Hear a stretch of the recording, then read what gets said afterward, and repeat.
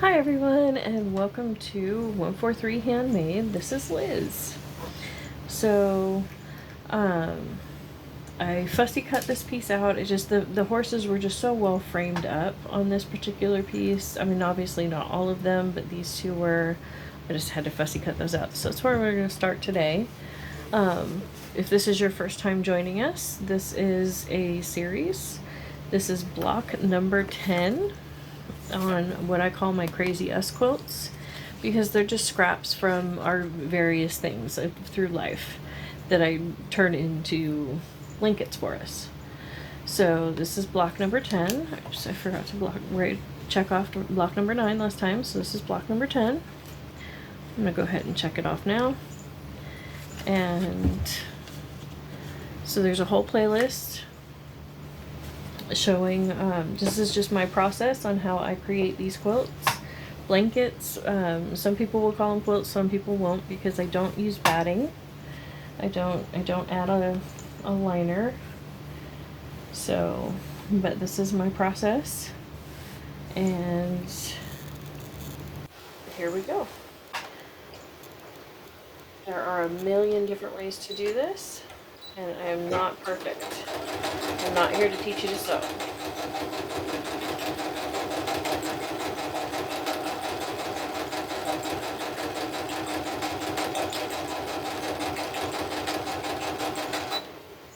There are a million great videos out there to teach you to sew.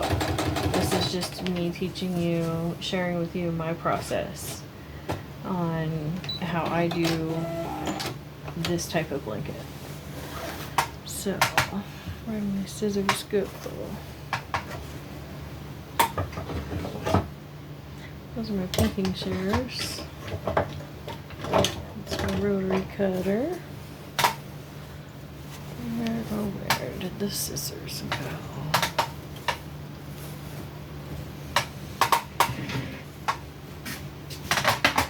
I'm here just looking for my scissors. There they are. Sorry about that. You know how it is, though. They have a mind of their own sometimes, it feels like. Come on, lady. You know that's not gonna work. So this is my lovely lady lashes. Come on, baby. Come on. If you're gonna interrupt, at least say hi properly. She doesn't really like the camera, the lights in her eyes, but she does like being filmed. It's funny. Huh. Until I want to make her do something, and then she gets all weird. Now, since this is for us, her being all on it and the hair being all sewn into it is not a problem. But the stuff that I do for my customers, I clean the area thoroughly, and I do it when my cats are not in this area. So, just throwing that out there. If you're looking for me elsewhere, go ahead and check out the links below. So, I'm checking my edges, and yeah, this piece goes pretty much edge to edge, so I just need another piece to go follow this angle to cover that corner. So I could use another one of my kind of big pieces. Let's see, how far does that go? There's my line. Yes, that goes far enough. So, and my needle came, and my sewing machine came unthreaded. Okay, I'm going to pause the video. I'll be right back. Okay, I'm back. I rethreaded my machine, and with a different color thread, simply because that thread was almost out, and it was just easier. So, and then I sewed that seam, and now I'm going to fold this back, and that corner is completely covered. This one, because I started with such a large center block, is going to be done with just a few very large pieces. And that's great too, because sometimes when you are doing this with your scrap fabrics, you know, you'll have a piece that you want to remember, you know, on a larger scale, because you really, you know, you really want to be able to see it. And that's great too. I love the crumb quilting, you know, and I do have lots of little tiny bits over here that will end up getting used. But sometimes it is nice to just do a quick block with just, you know, very large scraps and just be done, you know, very quickly. I like doing both styles. Let's see. That's where the edge actually is. So here we go.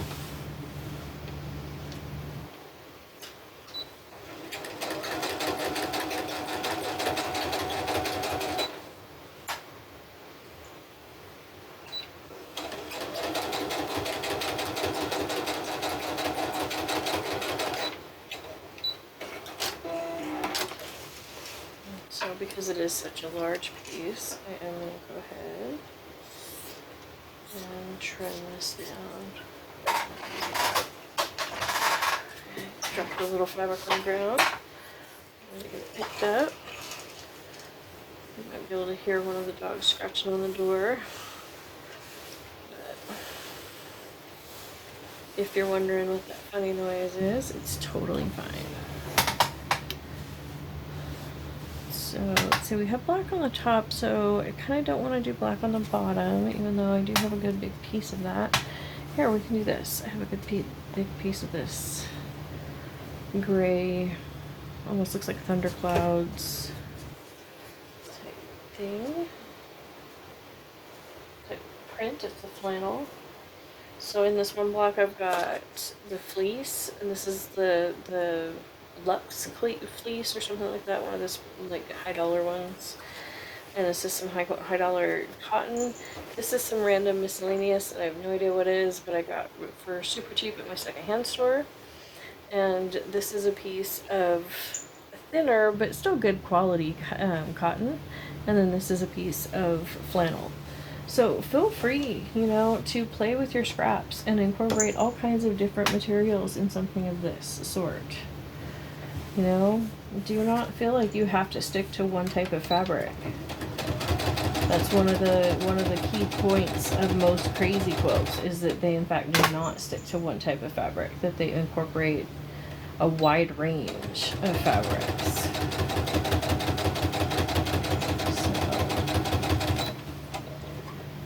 Whenever I can, and when it's on sale, I've been purchasing velvet, and then I got some corduroy the other day, and I think I'm gonna do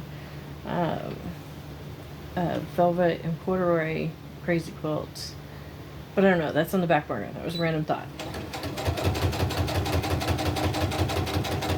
I have this Christmas I have to get through, you know, because I only have time each year, you know, to do so many things for myself. And then there's, you know, all the gifts. And I mean, obviously I don't have to, you know, make people gifts. I can purchase people's gifts. I understand that. But as most of my fellow crafters, as you know, that's just not how it, you know, how it feels good. It feels good to make people things. And so the super embellished velvet crazy quilt, that's, you know, it's one of those back burner things. I'll get to it. I will. But, you know, probably not this year. And that's okay. So let's see, there's that edge, and that is covered by both of those. What about this corner? Nope, not quite. That didn't quite take me all the way down. So let's see, how wide of a triangle do I need? Well, that's folded to the edge, and so it'll have to be slightly longer than that. So let's see. That's very wide. Here, let's use some of this. This is sheet material. I get high quality sheets, not too high a thread count, but 100% cotton sheets, and use those as the backers for a lot of my quilts, because, you know, a lot of times it's cheaper. It's cheaper to just go buy a brand new 100% cotton sheet than it is to buy the backing fabric. And, you know, I've never had any problems.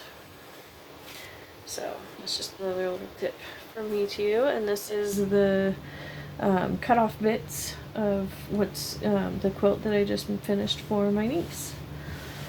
So But these are the, you know, the ends. You always have the ends, the edges that you cut off of your backer.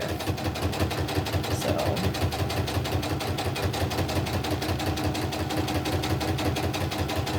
because that is the last quilt that I plan to do. That's the traditional three-piece sandwiches that I don't already have started. I have 2 others that I already have pinned together that are in that same method, but I'll go into those stories on another video. Let's see. I didn't quite make it right here, so what I'm going to do is I'm going to add a little raw edge applique detail here. Just going to grab one of my little triangles. This is the first one I found, so that's the one I'm going to use. And I'm going to put it on here, and I'm going to make sure I way overlap where that edge is, because I just barely missed it. So I'll make sure to get that fairly straight with the line.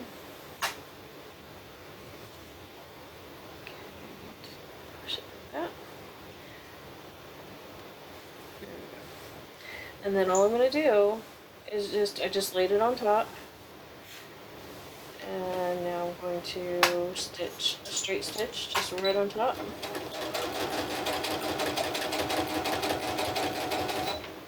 Going off of the edge and then cutting my thread and then pulling it out, and see I've stitched right across there and a good distance away because I like the fray.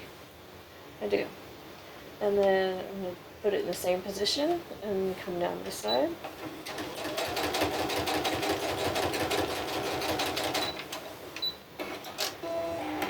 And there we go. See, because I misaligned in that corner. That corner was not going to cover properly. Now, when I sew down this edge, this corner, all of that weirdness is covered up. And this will fray out nicely and add just that little bit more texture. Which I love texture, so I don't want to do a lot of fussy appliquing or anything like that on here. You know, I'm not trying to draw a picture or anything like that. But adding the occasional little piece like that to correct a mistake adds texture, and it's a simple band-aid. It's a quilter's band-aid. That's really what it boils down to. And, you know, we all need band-aids sometimes. So, let's see. This one there, like so, and that will cover this corner. And this quilt block will be done.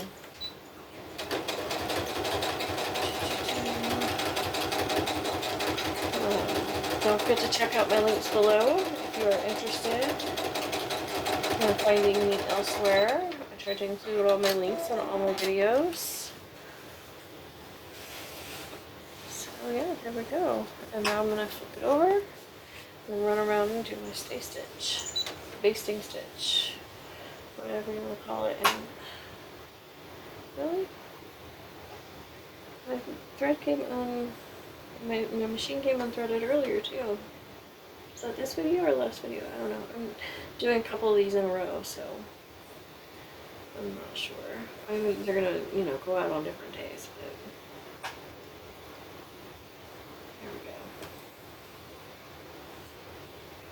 go. Okay. So this stay stitch, this just holds the outer edges down. So you guys know the drill, aren't you? Most of you do that have followed me this far. But again, this could be your first video. So this is my cut line. I highly recommend that you go back and you watch at least the intro. You don't need to watch every single video, but watch the intro to get caught up and learn. You know what this is all about. What am I doing? So that way I don't have to bore everybody by repeating it in every video. So thank you so much for joining me during this journey. And here we go, coming around the end. Especially Rhonda from Junk Journal Diva. She, I paid the shipping on the box, but she very graciously sent me a one of the biggest flat rate boxes you can get from the post office. She sent me that much fabric scraps, which was amazingly kind of her. So be sure to go check her out. We're both just new growing channels. But here we go. Okay, and see now, what I'm going to do is flip it over and double check where that line is and whether or not I feel like I need to fix anything. Yeah, because see this, I can feel where this ends. It would have ended here, and there would, you know, it was weird. So this way, it's totally covered up. That edge is held down by the stay stitch. So yeah, beautiful fix. And yep, totally covered all the way around. The horses are nice and framed in. That one lost a little bit of an ear, but that's okay. This is the one that really jumped out at me anyways. So thank you so much for joining me for block number 10. The next video will be me trimming these blocks.